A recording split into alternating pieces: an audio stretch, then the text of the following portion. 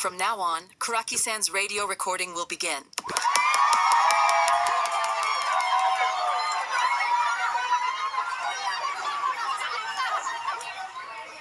No illusions to live by!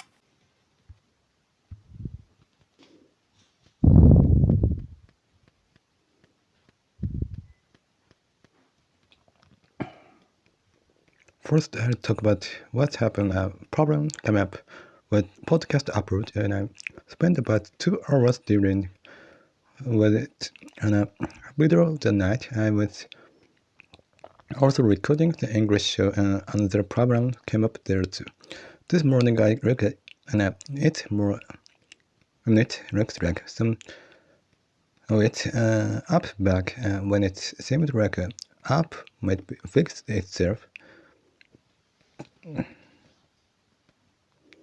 I started thinking there are other good apps anyway. What's strange is when something works out, I end up thinking another method would have been fine too. Normally, if something works, you'd think the new way to fine, but even the method I wasn't satisfied with before seemed like it would have been fine too. My judgment standards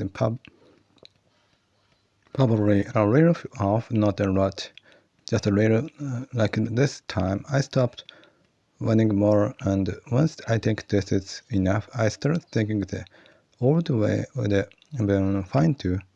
So the possibility gets created after the fact, and by the result of things working out at the time it happened. I didn't think it was good. It's only now that I think it might have been fine. Next topic, I get absorbed in this and thinks I have a narrow interest in.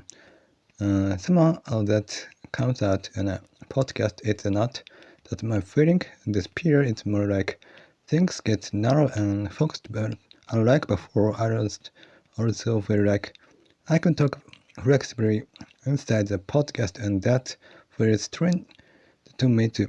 People say they don't want others to see their bookshelf. It's like that. My current state gets exposed directly in the podcast, and that scares me. I don't know.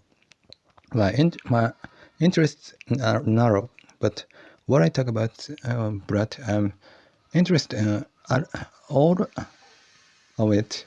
History, life, philosophy, things I shouldn't care about. I end up caring about them anyway. My range of interest is narrow, but the reach is broad.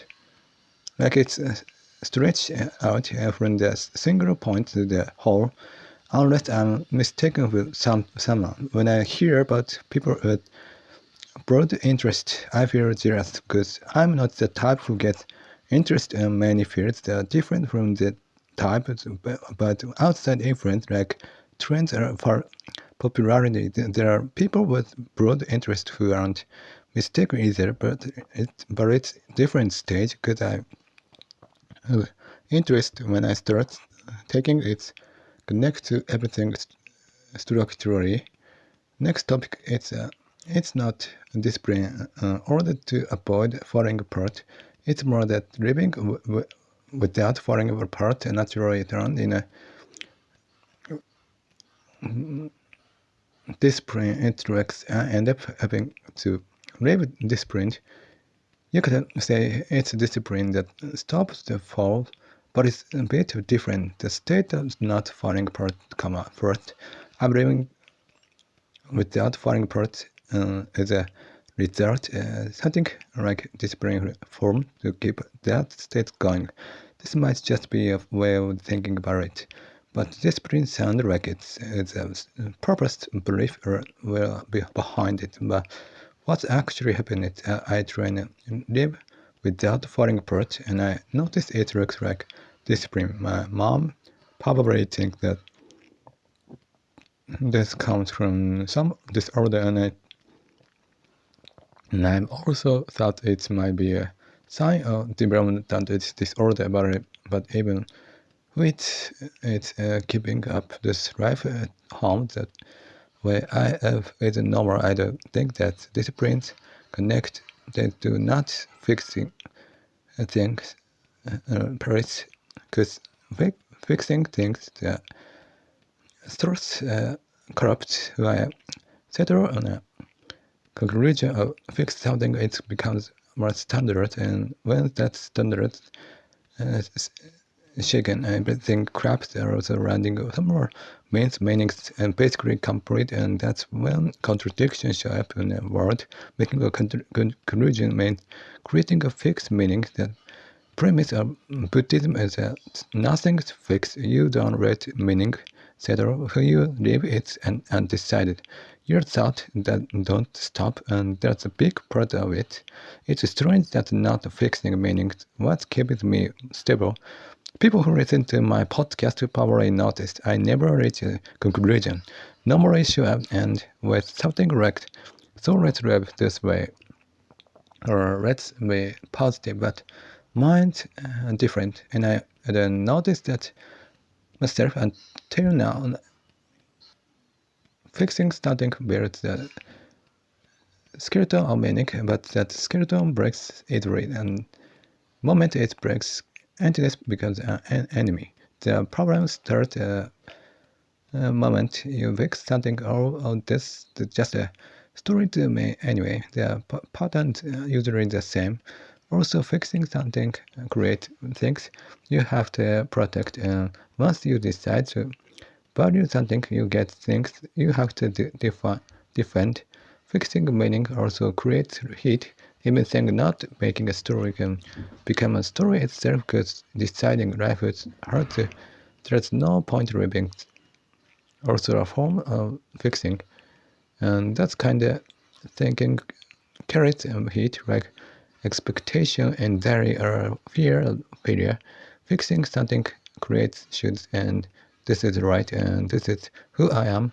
When that breaks, I fall apart. I understand that this is partly something I don't purpose, because before I when I fix things, even now when I'm talking like this part of me when I reach a conclusion, because otherwise I don't feel good, and when I ask myself what it all means, but that feeling scared me. That's comfort. The scene of touching something I like, that feeling terrifies me. Conclusions, the landing point, story I make up my own. Like this is what I mean. That this is why I am bringing a conclusion naturally create that landing somewhere also narrowed. The future ties you down, as some of you probably notice. Discipline ties me down, and that becomes a wall.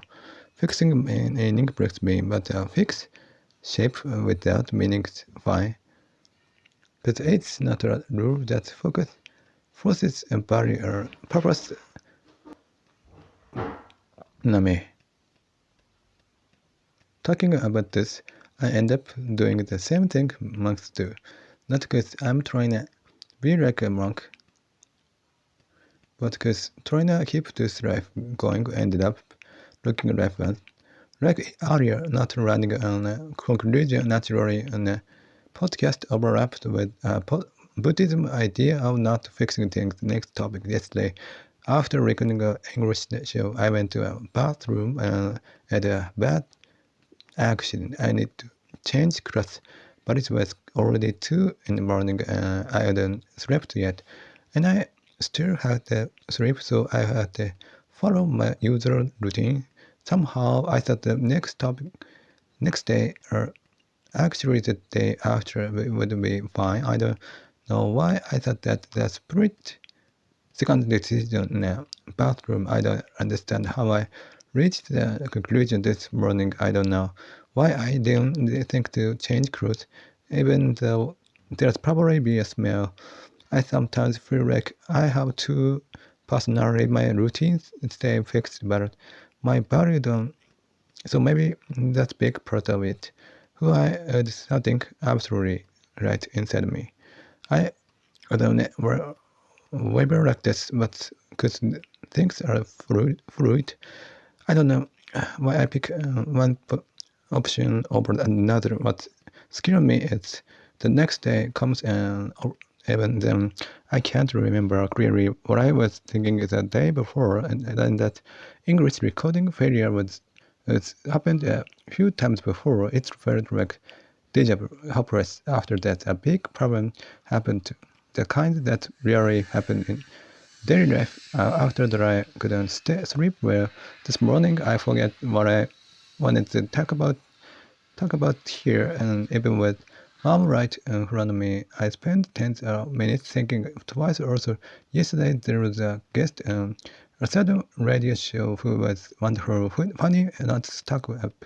Clearly a good person with kind expression, but the problem is that I can't stop thinking about what's the person, which is the problem. Also, that podcast I've been listening to lately, the host said there are a lot like me that keeping themselves together hurts, so they try not to have a relationship with people. I thought they were barely getting better, but they go drinking normally, talk with everyone, have a friend, talk with co-host normally on the show that's very different from me, and I felt better somehow. People who spent 20 years in a religion, left it, are still living a life like this. And there aren't many people like that. Next topic: success, marriage, and love shouldn't be connected. Success is passing genes. Love is being drawn to the specific person. Marriage is a special system. Logically, they are completely separate things. But love, sex, marriage, raising kids gets treated as a package. I've heard the reason corporations need social order needs it to keep going. I understand all that, but biologically, psychologically, they are not connected. Here's my question: saying "Cause I love you" relate to sex, and that's jump feel out to me. It's like saying "Cause I like you." It's fine to fit here. Nobody would accept that logic because it's unrelated. It's the same here. It shouldn't be connected either. I know historically it's turned out this way, but love, marriage, and success have nothing to do with each other. A rich person, someone who likes spicy food, have nothing to do with each other either.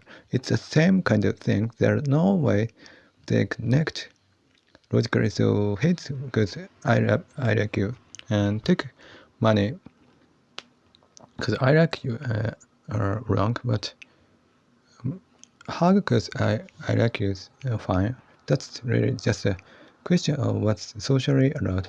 It bothers me that people treat success as automatic once love happens, like it's a goal.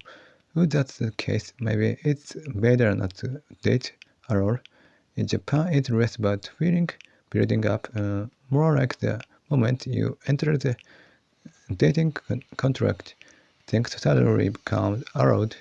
That feels strange to me too. Like human emotion works in some mechanical procedural way, so it should be fine to like someone, but not want sex, but not wanna date, wanna be together, but not wanna marry, and that should be fine. I know, especially that scene is irresponsible, but I wonder if people are too bound by that idea. This is a problem I'm trying to solve. It's just a question I can't shake, and I don't think it'll ever be solved. Yesterday you're a friend, today you're suddenly a couple. Physical boundary don't just disappear like that. I get that showing love through text is proto. I get wanting to say that, but once you break it down, it's not connect, and that probably true for other animals too. It just shouldn't be connected there either. Next topic. Since nothing is absolute, that means anything is allowed. For example, if a kid is at home alone and told by a parent to study, versus told nothing allowed. The range of freedom is very different, but humans hold to self back even though anything is technically allowed. I don't know about other animals, but humans hold back through reason because otherwise they can't function.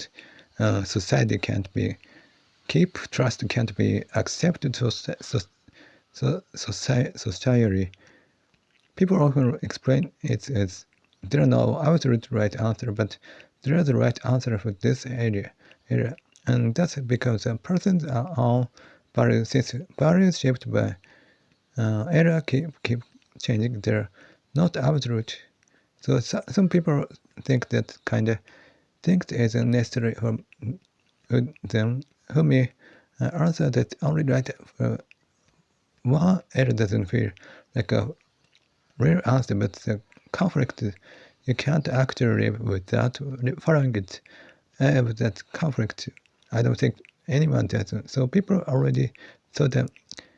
So now there's no absolute that anything at all, especially in modern time. But good society would craft without limit. People force rules and themselves anyway. And that contradiction keeps showing up. But that's just what it means to have a social order. Next topic, developmental disorders. But keeping order through upper level code, I keep emptiness and order through discipline. There's something similar to the autism spectrum tend to vary rules and order, creating a predictable environment. I'd heard that repeating the same behavior gives a sense that you can control the world, and I used to doubt that, but doing the same thing every day, getting the same result from the same action, built up a kind of proof, not quite a success, but something like confidence, and that convince you, maybe too much, that you can control things. Through it, honestly, it's not just a false impression.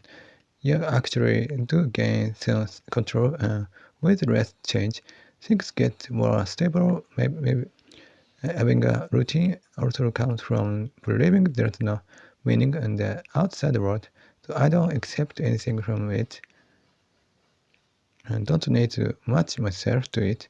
So I live like something happened inside myself. Next topic, my mom made another mistake. Forgot to write something down.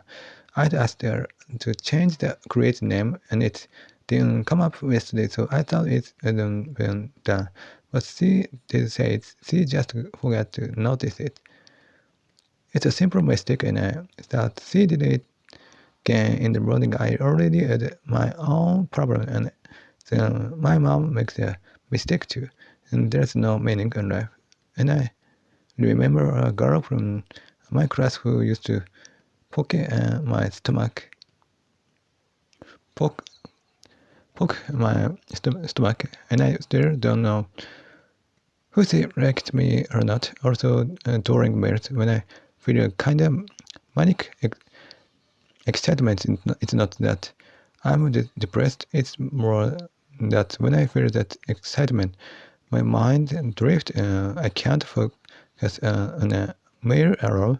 It's not daydreaming. It's more direct. The excitement itself stops me from focusing on eating. When my feelings aren't settled like that, I can't focus on what's in front of me. So I try not to let myself get away, even during idle moments when I'm following my routine. That strange excitement doesn't come up. Meals are basically just sitting still, chewing, so focusing is actually pretty hard. Some direction, like thinking about something else or talking, is probably fine for most people.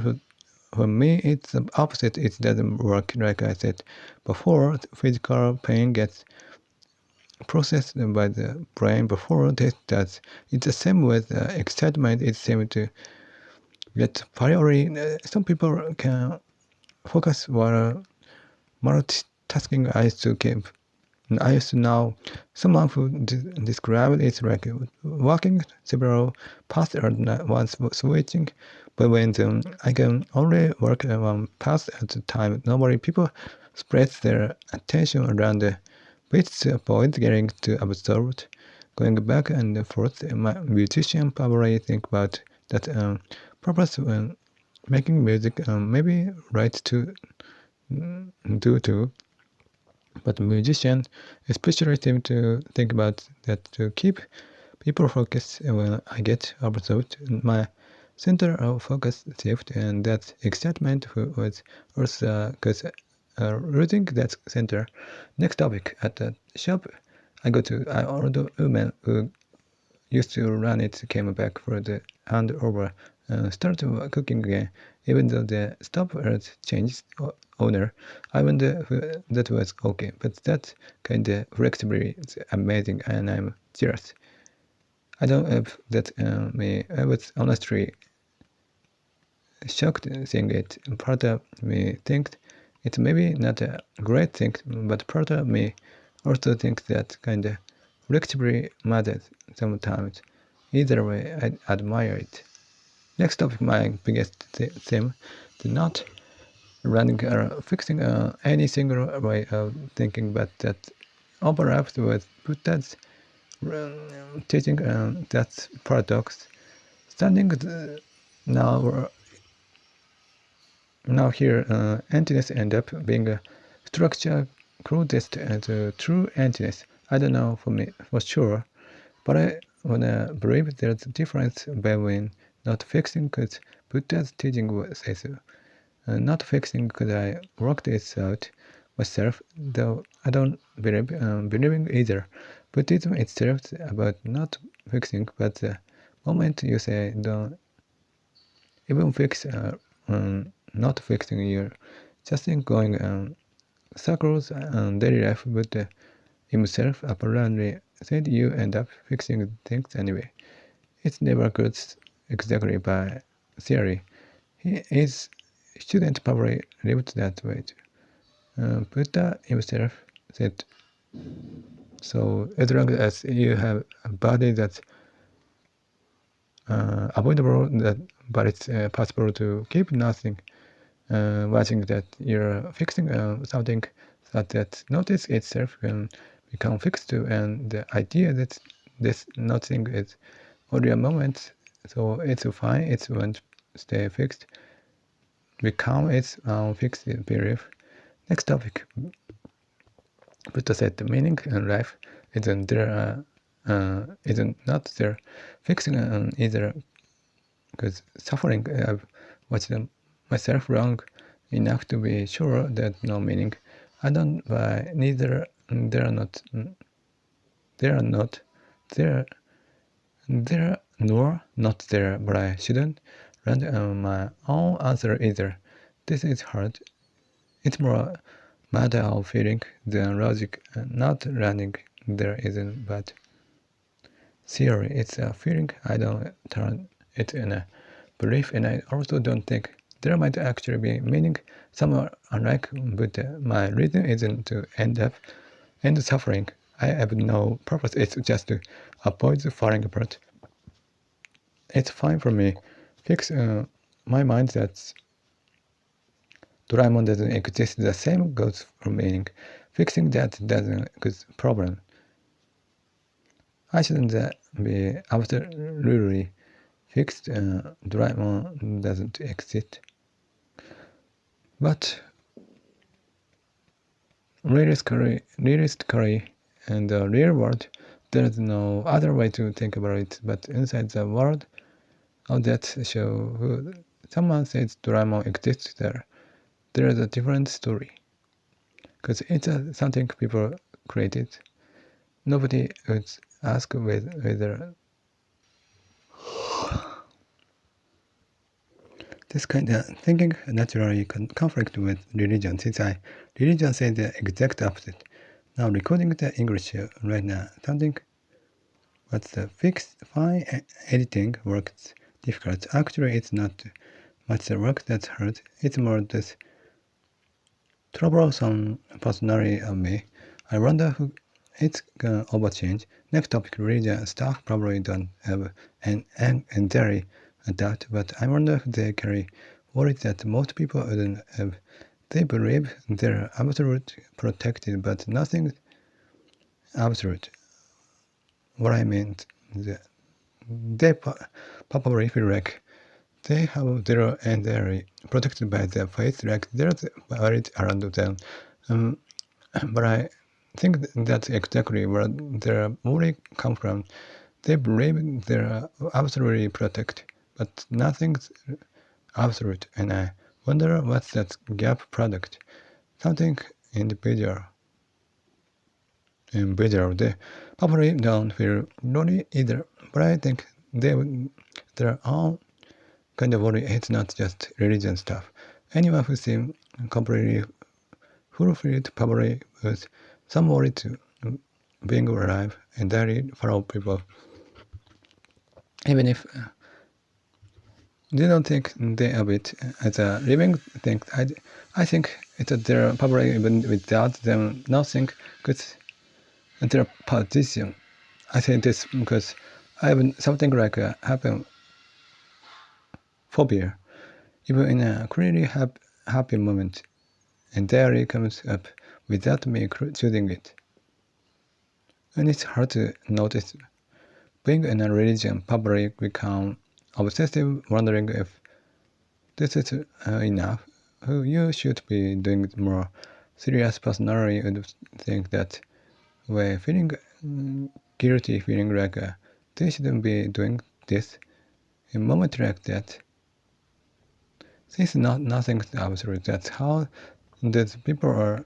Anyone could say, no matter how safe the situation looks, nothing's truly guaranteed, but that nothing's absolute. It's actually proven either. So still, it's more logically consistent not to assume anything absolute. So it's also be more consistent. So say there's no God. Not many people would openly say there's no God. That absolute doesn't exist yet. Also, everyone accepts that nothing's absolute. That strange to me and to hurt in their head. Most people understand that, but it's relative. But and that's nothing's absolute. But society clearly demands a clear right between right and wrong. A fixed answer is built there. And that idea which is also a shared religion. So social order works by pretending or believing that something absolute exists, but nobody is overseeing God. And most people probably know people deep down that God likely doesn't exist. I wanna believe most people understand that there's no such thing as an absolute value like that. So starting from the shared problem from mine, why do people accept nothing's absolute but not to say that's no God without anything absolute like the foundation disappeared when why life at all becomes unclear and without absolute the shared illusion why matter become unclear and with that absolute that shared illusion holding society together. The things everyone is in common disappear. It's probably like a sports team losing its coach, and people are scared of choice might follow. So everyone probably privately hold the same belief, and also since that everyone else hold it. So deep down, everyone agree nothing the absolute, but most people act like something. So everyone privately hold the same belief and also seem that everyone else hold it to deep down. Everyone agree nothing's absolute, but most people act like something absolute exists. While I put it words that it doesn't. That's the different. So I keep wondering why everyone shared this understanding. Nobody says it out loud. And next topic, when taste gets boring, it feels like not being able to focus. Not it also feel like just getting used to it, and since going there, it's not exactly either one, maybe both. Next topic, there was a singer who apparently couldn't perform, live anywhere out of here. I looked in that's any other things, and I looked in what music influenced Momori Kurobade's, which was surprising, and I also looked up favorite duet song. Next topic, I think the same idea can carry a different meaning depending on who reads it and how. Thoughts that might just be an illusion, like try weight given to sudden work. What's said is the same, but really I feel like the morning meaning shift depending on who says it. Maybe that's because listener adds something it's not because the speaker. So maybe meaning attached to the path taken, not the content itself. I've had a lot of failure, so I don't really trust the idea that words carry more weight, because that was what I wanna say here. Here is you used to think listener was just projecting extra weight and sudden people's word, assuming there's more behind them, but maybe something being added, like assuming beef raised in a sudden phrase must be decided. But maybe something very added, like assuming beef raised in a sudden phrase must be delicious, or assuming something domestic must be good.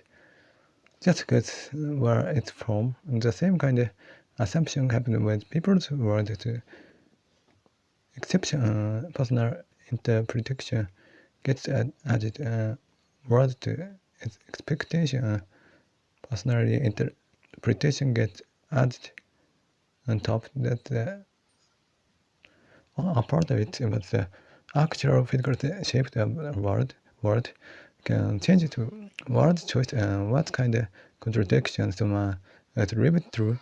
That's probably at weight to people often say it's most people want person self. Still, I don't think there's anything wrong. Why did wisdom built alone either? Someone who worked there one person might career kind of wisdom too, though maybe that gets unfairly assumed to be destroyed. There are probably two pattern wisdom that spins only inside yourself with no friction from the outside, and wisdom built through long iteration, and in my case it clearly comes from painful fiction with the outside world, because otherwise I wouldn't feel suffering from the much contradiction, and I wouldn't feel the loneliness. I can't say what wisdom first formed entirely inside oneself looks like, but at least I can say more comes from real conflict, not serving isolated thinking. Also, as I talked about, say, Buddha apparently said not to get attached to a fixed Buddha himself, not to climb to him either, but without first getting somehow fixed Buddhism, you wouldn't even reach the idea that fixing is wrong in the first place. Something similar happens in daily life to improve something. You have to stop focusing on what's right in front of you for a moment, which creates its own contradiction, because you can't improve while fully focused on the thing itself. So you have to shift attention toward improving it to run teaching like that. You need to build foundation first so putting things in words necessary and that require some temporary fixing. Next up, someone says something doesn't exist, and the moment you push back, they suddenly say that exists. That happen a lot around me. People start saying it exists in this sense, and doesn't exist in that sense. Right after saying flatly that it doesn't exist, this happened a lot. And on TV too. Most people probably don't think anything of it, but it doesn't look to me like they're just protecting their first position. If that's what happened, that's not actually little scary. That moment something split and it exists and it doesn't exist. That's already proof it's not holding together. Isn't that strange? Someone who just says flatly it doesn't exist, then suddenly says it does in this sense and doesn't in that sense. When I talk with my mom, I try not to pin down exactly what doesn't exist meant in the first place. Fix the scope of the meaning, but it doesn't go well. She doesn't answer clearly. My mom doesn't seem to be doing it.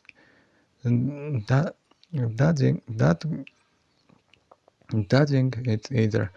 She doesn't seem to know herself. She talks in a fog, but still